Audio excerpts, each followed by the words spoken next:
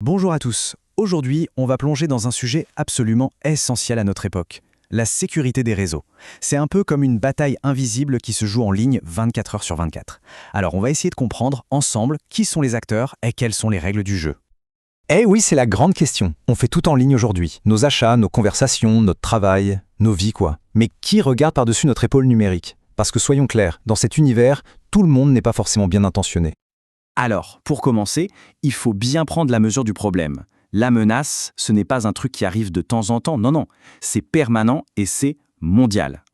Et ça, ce n'est pas une exagération, c'est la pure réalité. Chaque seconde qui passe, des milliers de réseaux subissent des tentatives d'attaque. Ce ne sont pas des accidents isolés, c'est une véritable guerre numérique de tous les instants, sans aucune trêve.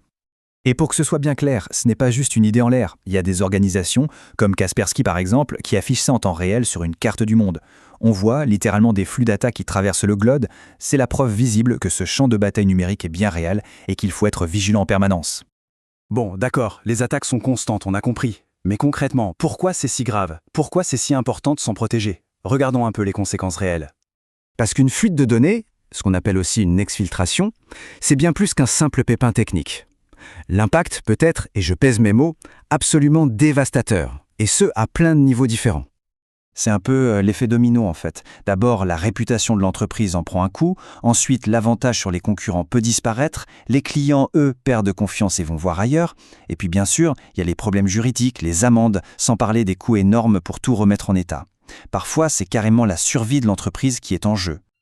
Ok, maintenant on a vu le pourquoi c'est si important. Intéressons-nous au comment. Comment un attaquant arrive à entrer dans un système qui est censé être protégé? Eh bien, tout commence toujours par ce qu'on appelle un vecteur d'attaque. Pour faire simple, c'est la porte d'entrée, la fenêtre laissée ouverte ou la faille dans le mur que l'assaillant va utiliser pour s'infiltrer. Et des portes d'entrée, comme on va le voir, il y en a de plusieurs sortes. Spontanément, on imagine souvent le danger qui vient de l'extérieur, d'Internet. Le pirate informatique qui lance une attaque pour rendre un site inaccessible, par exemple. C'est ce qu'on appelle une menace externe. Mais il ne faut jamais sous-estimer la menace interne, celle qui vient de l'intérieur même de l'entreprise, que ce soit fait exprès ou par accident. Et c'est là que ça devient un peu contre-intuitif. Pourquoi c'est si dangereux? Eh bien, parce qu'un employé, par exemple, il a déjà un accès privilégié. Il a en quelque sorte les clés du bâtiment. Il connaît le réseau, les données importantes. C'est pour ça qu'une menace interne peut faire bien plus de dégâts qu'une attaque venue de l'extérieur. Bon, on a vu le comment. Mais maintenant, la question c'est qui? Qui sont ces gens, ces groupes qui sont derrière toutes ces attaques? Il faut savoir que le profil de l'attaquant a radicalement changé avec le temps. Dans les années 60, on avait les freakers, des passionnés qui s'amusaient à manipuler les lignes téléphoniques.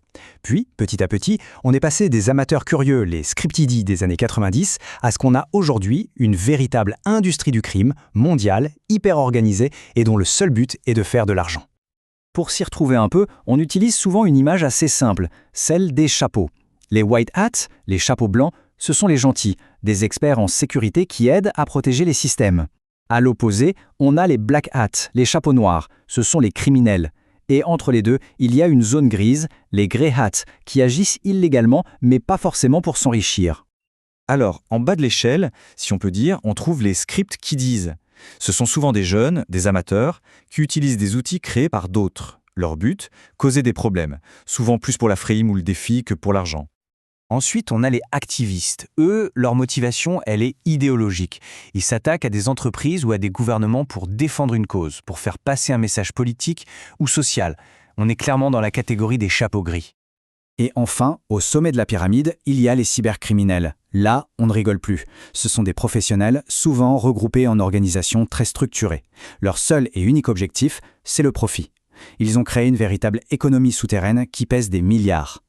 Pour finir, on va faire un petit point vocabulaire, parce que pour bien se défendre, c'est important de parler le même langage et de comprendre les concepts de base. En fait, tout tourne autour de 3 mots.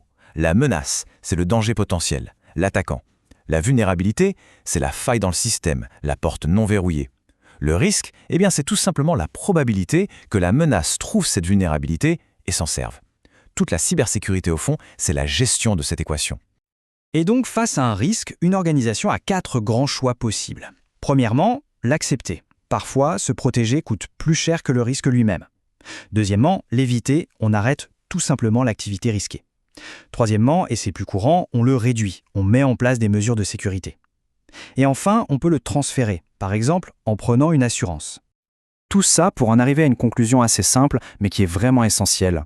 La sécurité des réseaux, ce n'est pas seulement l'affaire des experts, c'est une responsabilité partagée, qui nous concerne tous dès lors qu'on utilise un appareil connecté.